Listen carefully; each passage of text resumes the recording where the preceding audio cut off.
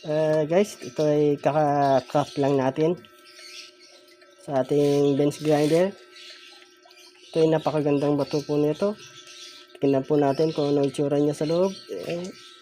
Ikot po muna natin guys para makita nyo kung ano itsura niya.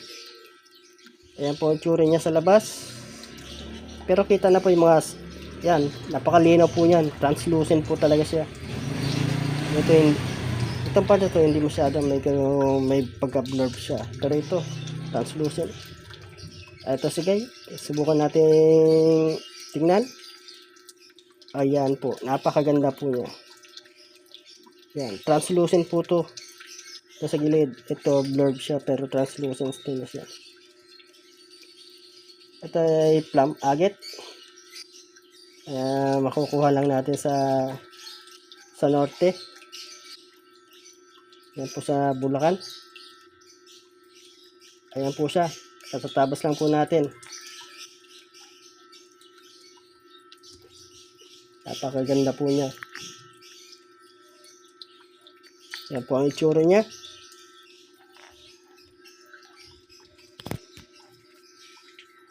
Yan po. Pero pinakaharap niyan. Oh. Ang sama ng itsura niya. Pangit. Pero tingnan natin sa loob. Napakaganda po yan.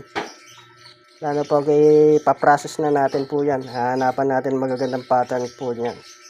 Na pwedeng pang jewelry na po.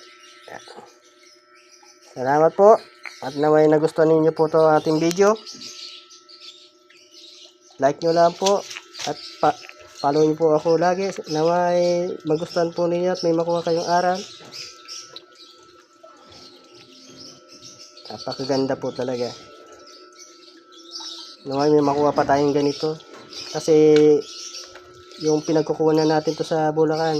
Ayun nga po.